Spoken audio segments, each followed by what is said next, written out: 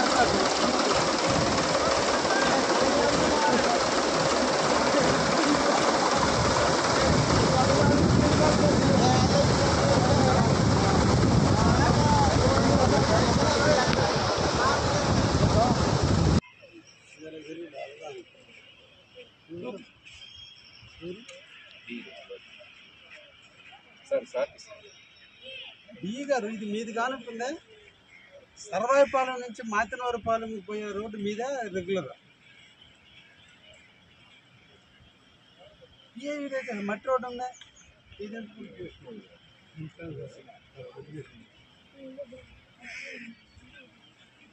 కానీ రోడ్డు మీదేనా regular PA ఇది మీదేనా హలో మీదేనా అంట ఓకే సరే వచ్చి చూడండి మీకు టెంపరీ స్టేషన్కి ఎఫ్ఐఆర్ కింద ముందు కలెక్టర్ గారికి వల్ల నేను పైన వచ్చి చూసుకొని చెక్ చేసుకొని మీరు ఎస్టిమేట్ ఇస్తారు సరే ఓకే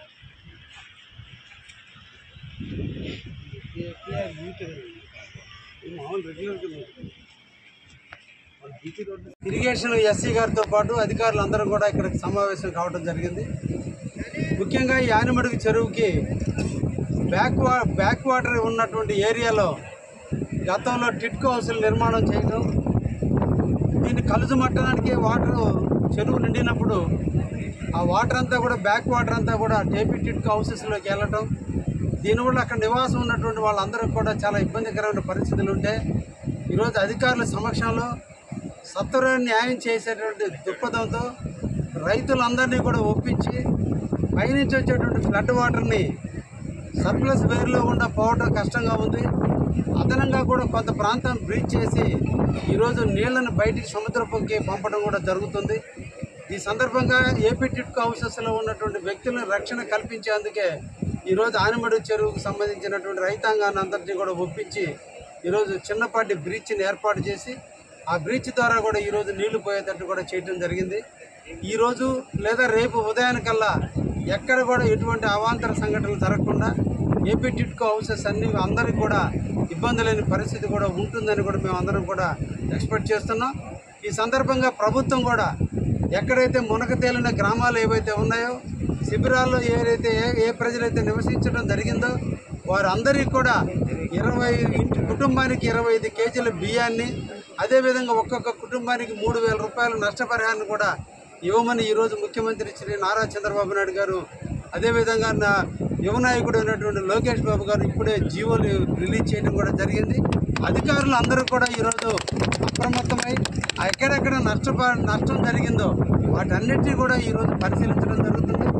వాటర్ అంతా కూడా తగ్గిన తర్వాత ఇరిగేషన్ అధికారులు, అదేవిధంగా అగ్రికల్చర్ అధికారులు కూడా ఏ పొలాలు డ్యామేజ్ జరిగినాయి, ఎక్కడ మేర లేచింది, ఎక్కడ రోడ్లు బ్రీచ్ అయినాయి, వీటన్నిటి కూడా గుర్తించి ప్రభుత్వానికి నివేదికలు పంపడం కూడా జరుగుతుంది. కావలి నియోజకవర్గంలో ఎక్కడ కూడా ఏ ప్రాణ నష్టం జరగకపోయినప్పటికీ కూడా ఆస్తి నష్టాలు కూడా జరగకుండా వీలైనంత వరకు ప్రభుత్వ యంత్రాంగం అంతా కష్టపడి పనిచేయడం కూడా జరిగింది. ప్రభుత్వం ముఖ్యమంత్రి గారి ఆలోచనల మేరకు, ముఖ్యమంత్రి గారి ఆలోచనలతో ఈరోజు మేము అందరం కూడా నిరంతరం కూడా ప్రజలను కాపాడుకునేదానికి ప్రయత్నాలు చేస్తూనే ఉన్నాము. ఈ సందర్భంగా ప్రతి కుటుంబానికి కూడా మేము ధైర్యాన్ని ఉండండి. ఈరోజు తుఫాను పోయింది, మనకి వర్షాలు కూడా ఇంకా 2-3 రోజులు కూడా మనకి ఇబ్బంది లేదు. ఈ లోపల ఎక్కడైనా కూడా కరెంటు సౌకర్యాలు కూడా ఇప్పటికే అన్ని ప్రాంతాల్లో అందించడం జరిగింది. కొన్ని ఏరియాల్లో వాటర్ ఎక్కువగా ఉండే ఏరియాలో ఎర్తలు వస్తున్నందువల్ల అక్కడ ఆ ప్రాంతాల్లో కరెంటుని రిస్టోర్ చేయడానికి కొంచెం ఇబ్బందికరంగా ఉంది. అక్కడ కూడా ఇమీడియట్లీ కూడా రిస్టోర్ చేయడానికి యంత్రాంగం సంసిద్ధమవడం కూడా జరిగింది. రెవెన్యూ అధికారులందరూ కూడా ఎక్కడ నష్టపోయి ఉన్నారో వాటన్నిటి కూడా నష్టపరిహారం కోసం నివేదికలు తయారు చేస్తూ ఉన్నారు. ఇరిగేషన్ అధికారులు ప్రతి చెరువును పరిశీలించి ఆ ప్రాంతంలో ఎక్కడ ఇబ్బందులు లేకుండా వాళ్ళు కూడా పర్యవేక్షణ జరుగుతుంది. ఎప్పుడూ లేని విధంగా ఈ ప్రభుత్వం, ఈ మంచి ప్రభుత్వం నారా చంద్రబాబు గారి నాయకత్వంలో యువ నాయకుడి యొక్క ఆలోచనల మేరకు ఈరోజు ప్రభుత్వం ముందు చూపుగానే తీసుకున్న చర్యల్లో భాగమే ఎక్కడ కూడా నష్టం జరగకుండా అన్ని విధాలు అందరిని ఆదుకోవడం జరిగిందనే విషయాన్ని కూడా తెలియజేస్తున్నా. తప్పకుండా కావలి నియోజకవర్గంలో ఎక్కడైతే నష్టం వాటిల్లి ఎవరైతే నిరాశ్రులయ్యారో వారందరికీ నష్టపరిహారం అందించే దాంట్లో కూడా తప్పకుండా ప్రయత్నం చేస్తామని కూడా ఈ సందర్భంగా తెలియజేస్తూ ఉన్నాం.